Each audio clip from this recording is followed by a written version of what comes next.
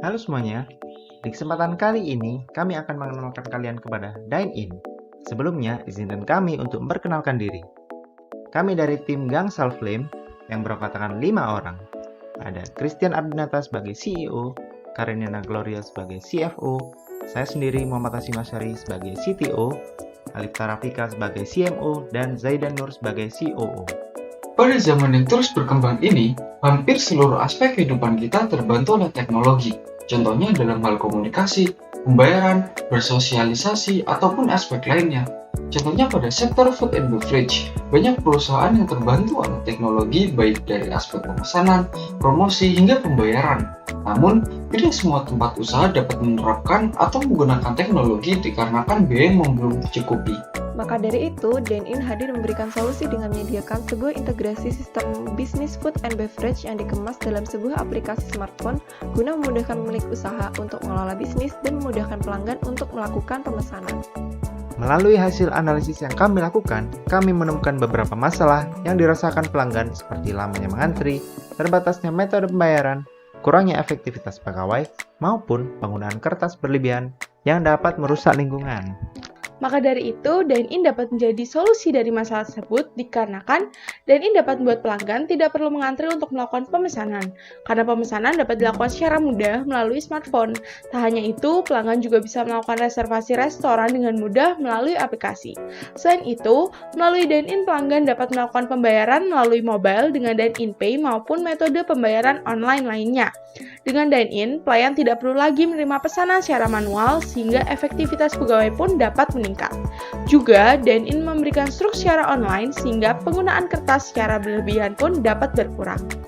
Dine-In memiliki market size yang sangat besar. Contohnya adalah masyarakat muda yang tentu sering mengunjungi kafe ataupun restoran untuk sekedar bertemu teman, rapat, ataupun menyendiri untuk mengerjakan tugas. Pastinya Dine-In dapat memudahkan mereka untuk melakukan pemesanan makanan dan minuman nantinya.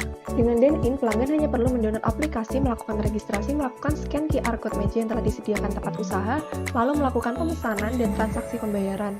Pelanggan tidak hanya dapat melakukan pemesanan, tapi juga bisa melakukan reservasi tempat, mendapatkan detail menu, hingga mendapatkan promo apabila memesan melalui aplikasi.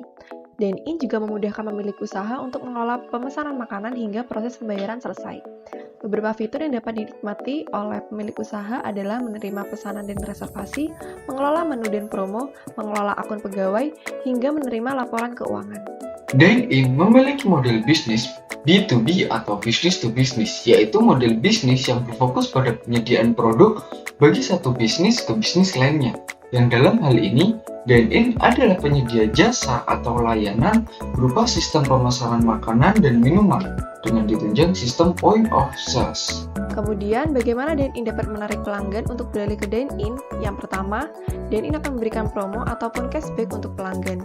Yang kedua, Dine-In akan memberikan layanan digital money, yaitu Dine-In Pay dan juga Dine-In Point yang dapat digunakan di aplikasi. Dan yang ketiga, Dine-In merupakan aplikasi yang inovatif dan terbarukan karena meskipun sudah banyak sistem point of sale yang beredar, masih sedikit atau bahkan belum ada aplikasi yang menyerupai sistem kami yang berfokus pada pemesanan makanan dan minuman di tempat. Dine-In telah menyusun proyeksi keuangan usaha untuk memperkirakan jumlah biaya yang mungkin timbul dan proyeksi pendapatan yang akan dihasilkan untuk periode tertentu. Dine-In memperoleh pendapatannya melalui penjualan perangkat point of sales, biaya berlangganan, dan biaya admin pada tiap transaksi. Dari pendapatan yang didapatkan, sebanyak 25% akan digunakan untuk biaya pengembangan sistem, dan 35% sisanya untuk biaya branding, marketing, dan penelitian pengembangan. Dine-In juga menyusun proyeksi keuangan usaha selama 3 tahun berikutnya, yaitu sebagai berikut. Sekarang, Dine-In sedang ada dalam tahap pengembangan sistem dengan detail timeline pengembangan sistem Dine-In sebagai berikut. Dari timeline tersebut, maka dapat diperkirakan bahwa kami dapat melakukan launching produk kami pada November 2021. Sekian presentasi kami tentang usaha kami yaitu Dine-In. Terima kasih.